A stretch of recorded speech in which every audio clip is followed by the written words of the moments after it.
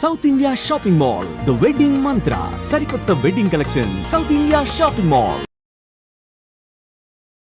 జనరల్‌గా gas trouble issues ఉన్నప్పుడు లేవగానే ఫాస్టింగ్‌తోనే పొరగడుపుతో పాపం ఏమి తినకుండా టాబ్లెట్స్ వేసుకుంటూ ఉంటారు కదా!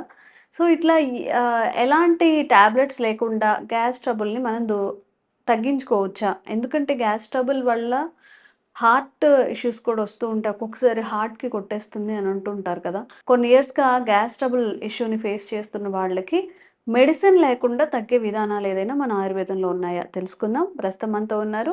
35 ఏళ్లకు పైగా ఆయుర్వేద వైద్యంలో తనకంటూ ప్రత్యేక స్థానాన్ని ఏర్పరచుకున్న చిట్టిబొట్ల మధుసూదన్ శర్మ గారు. మాట్లాడేద్దాం. నమస్తే సార్. నమస్తే అమ్మా. సో, ఈ గ్యాస్ ట్రబుల్ అన్న విషయానికొస్తే ఏ డిసీజెస్ లేని వాళ్ళు కూడా నాకేం లేదండి. కాకపోతే కొంచెం గ్యాస్ ఫార్మ్ అవుతూ ఉంటుందని చెప్తూ ఉంటారు గదా! సో, అంత కామన్ అయిపోయింది గ్యాస్ అనేది. మరి టాబ్లెట్స్ లేకుండా మనం గ్యాస్‌ని తగ్గించుకోవచ్చా? అసలు గ్యాసే ఫార్మ్ అవ్వకుండా ఉండాలంటే ఏం జేయాలి? ఎలాంటి ఆహార పదార్థాలు తినాలి? నువ్వు చాలా మంచి ప్రశ్న వేశారమ్మా. సో, ఇలాంటి ఆహార నియమాలు అవసరం లేకుండా హ్మ్. కూడా కొన్ని కొన్ని మందులున్నాయమ్మా. మరి ఈ రోజుల్లో కొన్ని కారణాల రీత్యా వాళ్ళకు తెలిసిన గ్యాస్ట్రిక్ ట్రబుల్ ఎందుకొస్తుందని చెప్పేసి వాళ్ళకి అవగాహన ఉన్నా, ఆరోగ్య స్పృహనున్నా, హ్మ్. మరి పరిస్థితుల ప్రభావం చేత వాళ్ళు అవి పాటించలేకపోవడం చేత కూడా వివిధ రకాలుగా గ్యాస్ట్రిక్ ట్రబుల్ సమస్యతో బాధపడేటువంటి వాళ్ళ సంఖ్య కోకొల్లలు. అవును. సో, జనరల్‌గా గ్యాస్ట్రిక్ ట్రబుల్ సమస్య కారణాలేంటంటే, ఈ స్పైసీ ఫుడ్ తీసుకోవడము, మానసికమైనటువంటి ఒత్తిళ్ళు, అదేవిధంగా టయానికి ఆహారం తీసుకోకపోవడము, హ్మ్. నీళ్ళు సరిగ్గా తాగకపోవడము, అట్లే ఫాస్ట్ ఫుడ్స్, జంక్ ఫుడ్స్ ఇలాంటివి తీసుకోవడము, లేట్‌గా నిద్రపోవడము, ఇలాంటి వివిధ రకాలైనటువంటి కారణాల రీత్యానే హ్మ్. గ్యాస్ట్రిక్ ట్రబుల్ సమస్యలొస్తుంటాయమ్మా. హ్మ్. సో, నేను ఇంతకుముందే చెప్పినట్లు తెలిసినప్పటికీ కొంతమందికి పాటించలేరు. హ్మ్. సో, ఎలాంటి ఆహార నియమాలు పాటించకుండా ఈ యొక్క సమస్యలు తగ్గాల. హ్మ్. కొంతమంది అదే కోరుకుంటారనమాట. హ్మ్. హ్మ్. సో, నాకేం ప్రాబ్లమ్ లేదు. కొన్ని నేను పాటించలేను. కాబట్టి ఇమ్మీడియేట్‌గా నాకు ఆ ప్రాబ్లమ్ లేకుండా నాకు ఆ ప్రాబ్లమ్ నుంచి పరిష్కారం దొరకాలని చెప్పేసి కూడా కొంతమంది అడుగుతుంటారమ్మా. ఓకే. అలాంటి వాటికి సంబంధించినటువంటి వాటిలో హ్మ్. దిల్ ఆయిల్ చాలా బాగా పనిచేస్తుందమ్మా. ఏంటది? Dil oil. Dil oil. Okay. D I L L Dil హ్మ్. ఆయిల్. హ్మ్. సో, చాలా టాప్‌గా పనిచేస్తుందమ్మా ఇది. ఓకే. అంటే లోపలికి తీసుకునేదా? ఆయిల్ అమ్మా. ఆయిల్ మనకు మార్కెట్‌లో దొరుకుతుంది. Just okay. వాటర్‌లో కలుపుకొని తీసుకోవడమే. ఓహో! సో, ఈ దిల్ ఆయిల్‌లో హ్మ్. 14 రకాలైనటువంటి ఫ్లేవనాయిడ్స్ ఉన్నాయమ్మా. 14-16 రకాల ఫ్లేవనాయిడ్స్ ఉన్నాయి. హుహు. అదే విధంగా ఎక్కడ దొరుకుతది సార్ ఇది? మనకు ఆన్‌లైన్‌లో ఇప్పుడు దొరుకుతుందమ్మా. ఓకే. సో, 30 ఎంఎల్ వచ్చేసి 300-1400 రూపీస్ మధ్యలో ఉంటుందమ్మా. హ్మ్. ఆన్‌లైన్‌లో మనకు ఈజీగా దొరుకుతుందమ్మా. దిల్ ఆయిల్. హ్మ్. D I L L Dil O I L oil. Okay.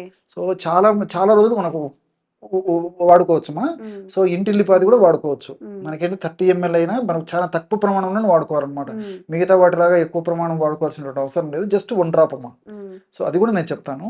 So, ఈ దిల్ ఆయిల్ అంత అద్భుతంగా పనిచేస్తుందమ్మా.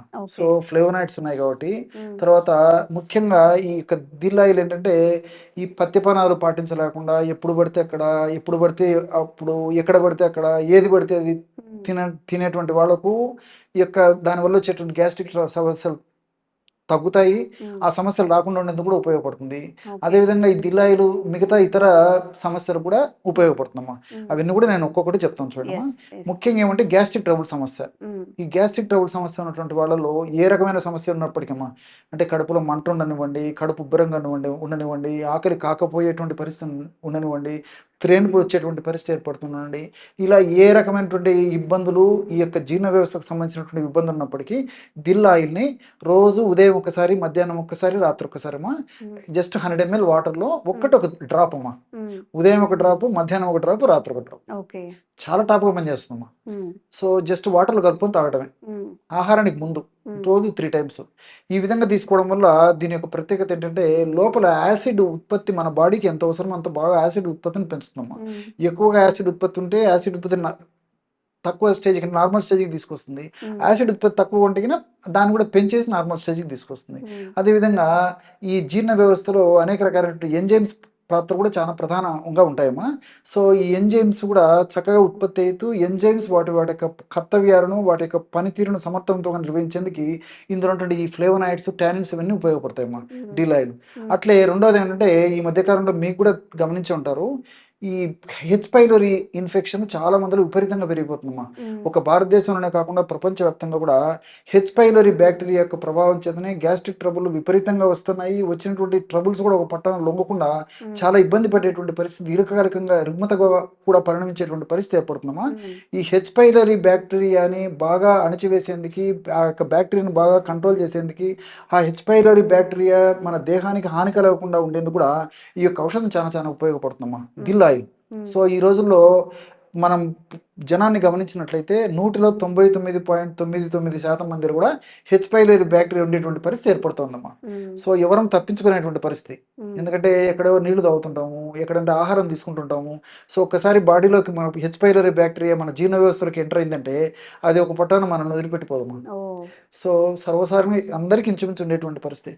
దీనివల్ల వాళ్ళకి బాడీ వ్యాధి నిరోధక శక్తి ఉండి, రెసిస్టెన్స్ పవర్ ఉండి, వాళ్ళకు ఇమ్యూనిటీ పవర్ బాగున్నటువంటి వాళ్ళలో ఎలాంటి ఇబ్బంది పెట్టదు. కానీ మరి ఆ పరిస్థితి లేనటువంటి వాళ్ళలో మాత్రం అనేక రకాలైనటువంటి గ్యాస్ట్రిక్ ట్రబుల్ సమస్యలు వస్తాయి. లోపల అల్సర్స్ కూడా వస్తాయమ్మా. సో ఈ విధంగా వివిధ రకాల ఇబ్బందులు కలిగేటువంటి పరిస్థితి ఉంటుంది. కాబట్టి మరి దిల్ ఆయిల్ను రోజు 3 పూట్ల నేను చెప్పినట్టు వాడుకోవడం వల్ల చాలా చక్కగా పనిచేస్తుంది. దిల్ ఆయిల్ యొక్క మరొక ప్రయోజనం అంటే మనం రకరకాలైన ఆహార పదార్థాలు మరి తెలిసి తెలియక అవగాహన లోపంతో ఆరోగ్య స్పృహ లేకపోవడం చేత అనేక రకాలైన కారణాల వల్ల fast foods, junk foods, bakery foods, ice creams, తర్వాత ఈ ట్రాన్స్ ఫ్యాట్స్ ఉన్నటువంటి ఫుడ్స్ విపరీతంగా వాడుతున్నాము. దీనివల్ల ట్రైగ్లిజరైడ్స్, తర్వాత ఎల్డిఎల్ అనేటువంటి చెడు కొలెస్ట్రాల్, విఎల్డిఎల్ అనేటువంటి చెడు కొలెస్ట్రాల్ ఇవన్నీ విపరీతంగా మన బాడీస్లో పెరిగిపోతున్నాయి. దీనివల్ల గుండె వ్యాధులు, రక్తనాళాల వ్యాధులు, మెదడు సంబంధించినటువంటి వ్యాధులు ఇలా అనేక రకాలు వస్తున్నాయమ్మా. ఈ దిల్ ఆయిల్ను 3 పూట్ల నేను చెప్పినటువంటి పద్ధతిలో వాడుకోవడం వల్ల ఆ ట్రైగ్లిజరైడ్స్ పెరగకుండా ఉంటాయి. తర్వాత విఎల్డిఎల్, ఎల్డిఎల్ అనేటువంటి చెడు కొలెస్ట్రాల్ పెరగకుండా ఉంటుంది. మన బాడీకి ఉపయోగపడేటువంటి హెచ్డిఎల్ అనేటువంటి కొలెస్ట్రాల్ని పెంచేందుకు కూడా చాలా చక్కగా ఉపయోగపడుతుందమ్మా. అదేవిధంగా మాతృమూర్తుల్లో మహిళల్లో వచ్చేటువంటి బహిష్టు నొప్పి, ప్రతి నెల వాళ్ళకు నరకయాతన. నెల వచ్చిందంటే మానసికంగా, శారీరకంగా చాలా బాధపడుతుంటారు. ఆ యొక్క ప్రభావం మనసు మీద కూడా పడుతుంది. వీళ్ళు కూడా రోజు 3 పూట్ల 3 సార్లు ఆహారానికి ముందు 100 మిల్లీలీటర్లు నీళ్ళల్లో జస్ట్ ఒక డ్రాప్ ఈ యొక్క దిల్ ఆయిల్ కలిపి తీసుకోవడం వల్ల కూడా చాలా చక్కటి ప్రయోజనం ఉంటుందమ్మా. ఇలా చాలా చాలా వివిధ రకాలైన ప్రయోజనాలు ఈ దిల్ ఆయిల్ వల్ల ఉన్నాయమ్మా. ముందు ప్రోగ్రామ్స్ లో సమయాన్ని బట్టి, సందర్భాన్ని బట్టి అవి కూడా మీకు చెప్తానమ్మా. ఓకే. సో ఎవరికైనా కానీ గ్యాస్ ఇష్యూస్ ఉన్నప్పుడు దిల్ ఆయిల్ అంట. సో ఆన్లైన్లో దొరుకుతుంది, ఆయుర్వేదిక్ స్టోర్స్లో దొరుకుతుందా సార్? కొన్ని ఫేమస్ షాప్లో కూడా దొరుకుతుంది. ఆన్లైన్లో ప్రస్తుతం ఎక్కువ దొరుకుతుంది. ఓకే. సో మనం ఈజీగా ఎక్కువ ఆన్లైన్ షాపింగ్ చేస్తూ ఉంటారు కాబట్టి దిల్ ఆయిల్ అని సర్చ్ దిల్ ఆయిల్ అమ్మా, డిఐఎల్ఎల్, డిఐఎల్ఎల్ దిల్ ఆయిల్ అని చెప్పి మనం తెప్పించుకోవచ్చు. అలాగే సార్ ఎలా అయితే మెన్షన్ చేశారో ఆ ప్రమాణంగా వాడండి. మీకు ఎలా అనిపించిందో కూడా తప్పకుండా కామెంట్ చేయండి. Thank you sir. నమస్తే.